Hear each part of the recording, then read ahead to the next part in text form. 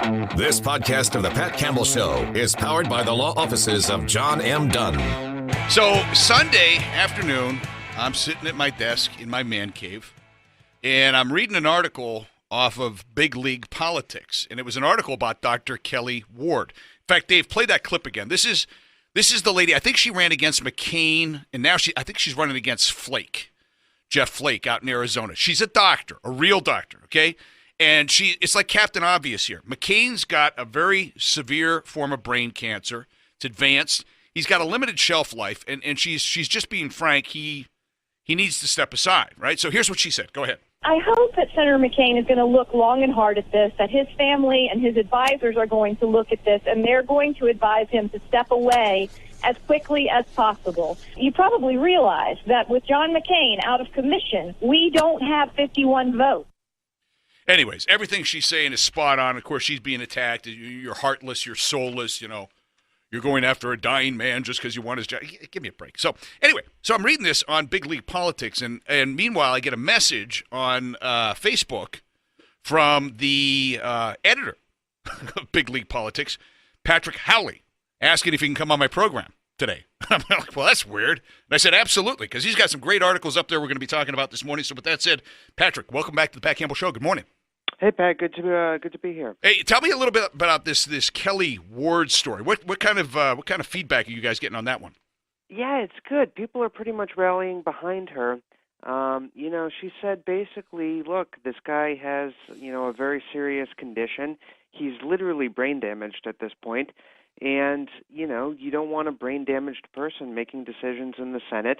He is going to die at some point in the near future, and it's probably best for him to be home with his family. You have all these neocons rallying around him and these establishment people saying that her remarks were so coarse and what she said in our article was so terrible. But why would we want someone with brain damage making decisions about foreign policy and continuing to chair these committees in the Senate? It defies logic and common sense. Do we know definitively that he's got some legitimate brain damage? Because I can't remember who it was. It might have been John King, or no, Peter King, Congressman Peter King, who said he spoke to him shortly thereafter. He said sounded sharp as a tack kind of stuff. Has there been damage done? Well, from what I understand, if he has aggressive brain cancer, it's only a matter of time before it starts affecting his brain. Nobody wants to be tasteless here. Yeah. The guy is a Republican. He ran for president, and he was a war hero. But, it's a situation where if he is on his deathbed, they're going to have to appoint somebody else and hold a special election. I don't think that Kelly Ward's going to get that seat since she's already poked the hornet's nest now. Right. But she is still running against Jeff Flake.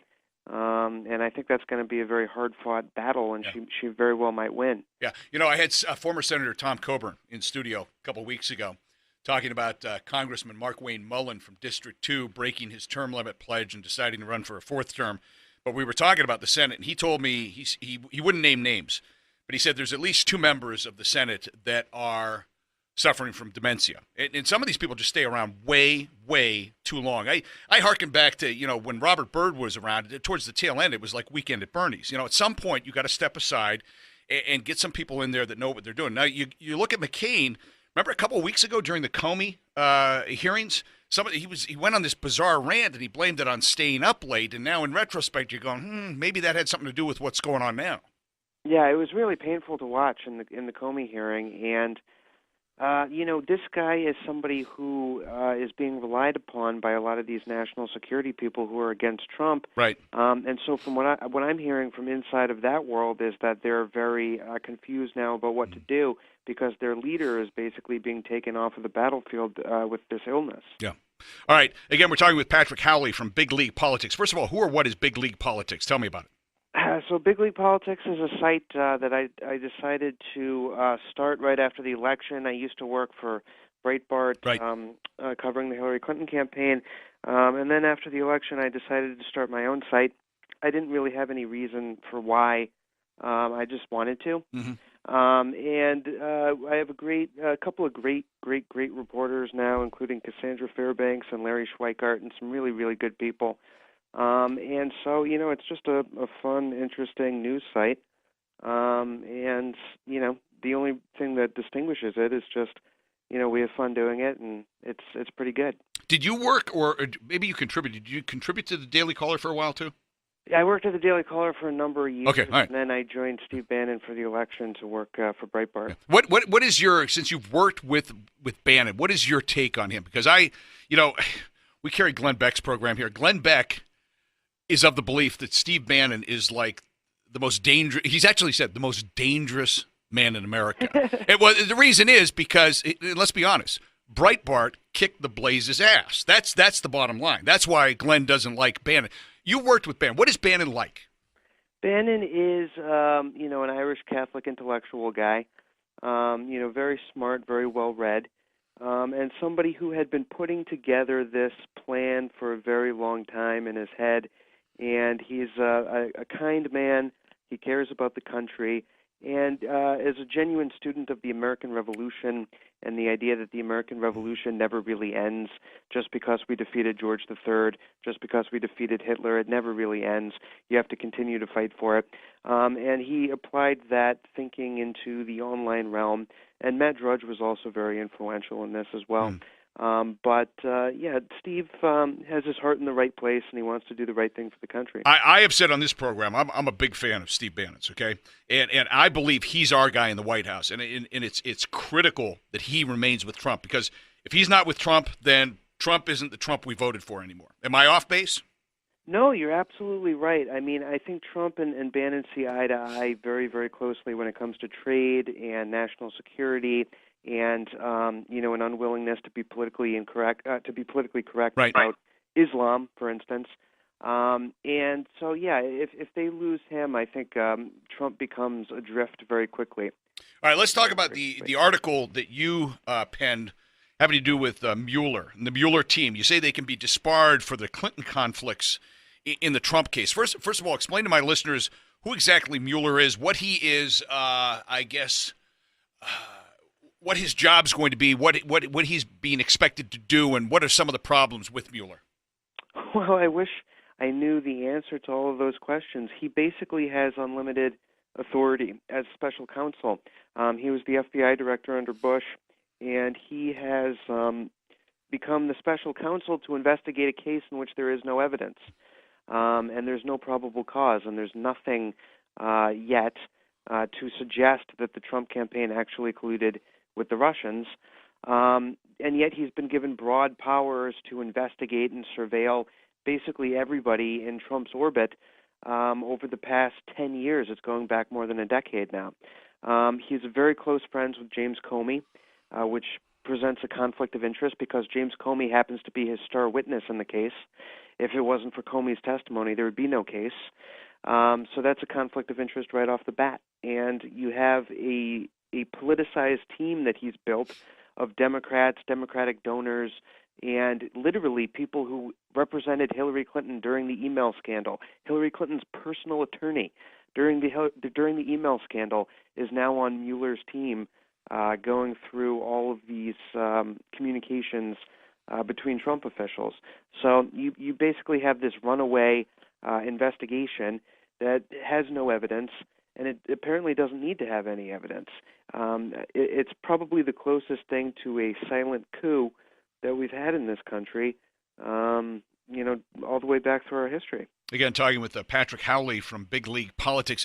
I was watching Alan Dershowitz, I think Saturday morning on Fox and Friends, and he brought up a great quote from the old Soviet Union: "Show me the man, and I'll find you the crime." And he was talking about Mueller and how the scope of this thing just keeps broadening and broadening. And now with the latest thing is, we're going to look into, Trump's finances. Well, good Lord, you can go on a great fishing expedition right there.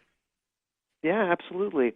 And, it's just not going to stop. You see these people like Adam Schiff, the ranking intelligence Democrat, and these other people in the deep state, Bill Kristol and these folks, and they're just not going to stop. They are determined to impeach the president by any means necessary. However, in order for Mueller to be able to do it, he has to go through some kind of legal system. So there has to be a judge involved. There needs to be a grand jury in order to get an indictment. no matter what kind of, he would need an indictment in order to get an impeachment. So at some point you have to go through the actual legal system. There has to be a federal judge, there has to be a grand jury overseeing this, and so there would have to be actual evidence. They can't just fake it. And that's the one thing that's, pretty much keeping the president afloat at this point, because if they had the choice, they would impeach him based on nothing. Yeah. Now, the president actually does, and correct me if I'm wrong here, the president actually has the authority to get rid of him. Is that correct? Absolutely correct. Absolutely What correct. What would happen? What's the downside to that? What's the political fallout if he were to do something like that?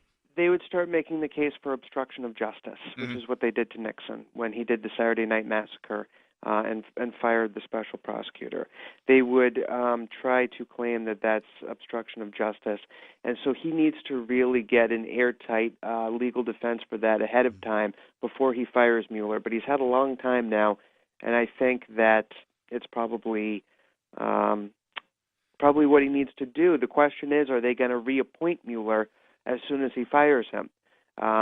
And, just continue fighting it out that way. Does Mueller have any sort of timeline where he has to accomplish this? Or, theoretically, could he go through the full 2 terms of a Trump administration? This could be an 8-year investigation. Wow. Absolutely. Okay. And, in your article, again, we're talking with Patrick Howley. He's the editor-in-chief over Big League Politics. You talk about Mueller's connections to the Clinton team. We keep hearing about all this collusion crap with Trump, and even Jake Tapper, when pressed, can't come up with anything, right? But we've got, there's stuff out there on Hillary. She colluded with the Russians, selling them uranium. Why aren't we prosecuting those things? Where's Jeff Sessions on that stuff? It's very weird to see Jeff Sessions. Jeff Sessions recused himself in the first place. There wouldn't be a special prosecutor if Sessions hadn't recused himself. Could you imagine Eric Holder recusing himself on anything related to the Obama administration? Nope. I fought Obama on the IRS scandal for years. The only reason it never led to an impeachment because Eric Holder was the bulldog shutting everything down. The Attorney General is supposed to be the bulldog for the president. It doesn't matter. That's not improper after everything Obama did. Sessions was supposed to be the loyal guy, and he recused himself, which set up all this nonsense. It was a massive blunder. Talk to me about Mueller's 13-member dream team. Who are those people? These are lawyers, all Hillary Clinton people, all Democrats. Preet Bharara is this big star. He's the guy who prosecuted my friend Dinesh D'Souza and put him in jail over nothing. He was the leading candidate to become Attorney General under Hillary Clinton if she had won, and he was somebody who was personally fired by Trump and kicked out of his role as U.S. Attorney, which presents yet another conflict of interest that he could be disbarred over for trying this case. You have Jeannie Rhee, who was Hillary Clinton's personal attorney during the Hillary Clinton email scandal, shutting down the investigations.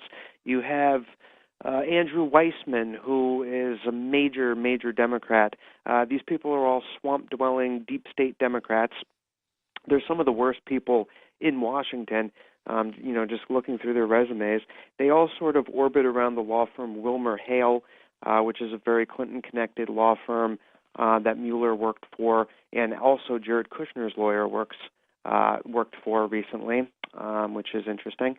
So, it's just, it's a swampy world.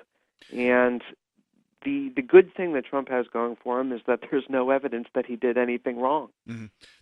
In fact, I think you had the clip up on your the Big League Politics website, too, with Newt Gingrich making the point that Mueller's law firm gave something like 99.9% of their money to who? To the Democrats. Yeah. Wouldn't that pique your curiosity if you were a Republican? Seriously go, maybe this isn't the guy for the job. Yeah, of course. They're not hiding it. Yeah. The Democrats are so fanatical about getting Trump impeached, and this so-called resistance has become so violent that, honestly, impeachment seems moderate compared to all of these assassination fantasies that they're putting out there, like the New York Times sponsored assassination Shakespeare in the Park play that they did in New York City, which was a complete travesty. So, it is what it is. These people are gearing up for war. And, Patrick, one of the things I want to get into was for me personally, bad news on Friday. Sean Spicer out. I'm sad to see him go. It's probably one of the greatest midday TV shows in my lifetime. 4.5 million viewers Monday through Friday. He's got ratings for a White House press conference that surpass some of the primetime network shows. He's out. Who's the new guy? And talk to me too about Sarah Huckabee taking over Sean's position.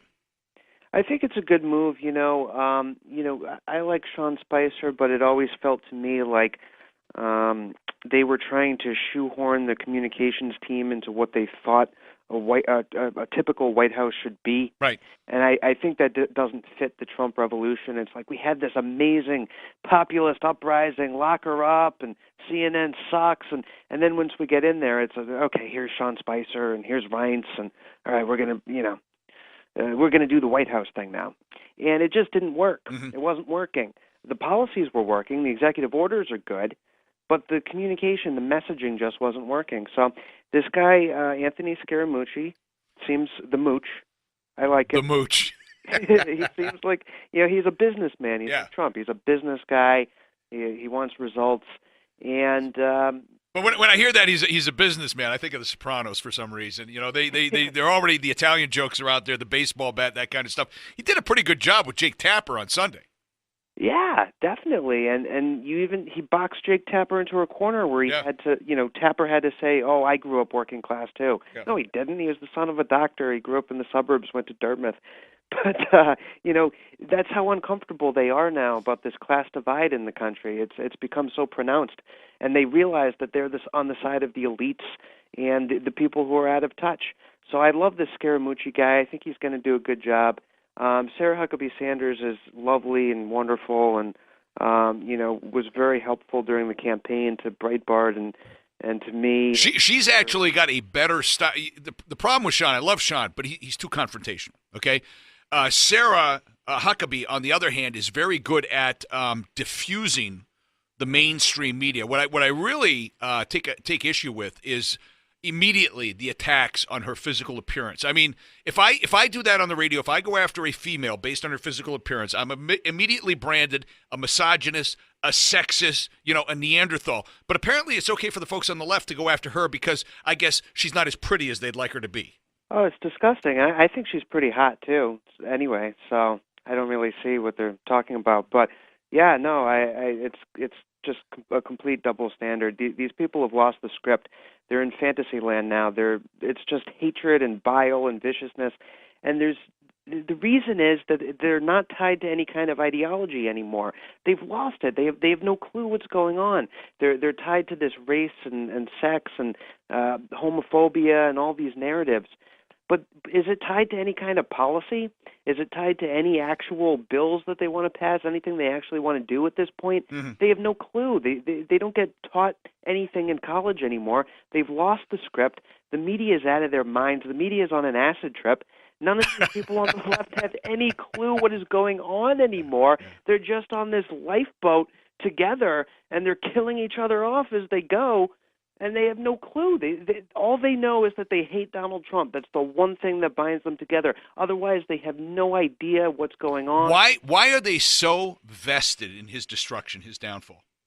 I think it's the only thing that binds them together, because if you look at their coalition, it's a very weak coalition. You have Muslims who hate gays.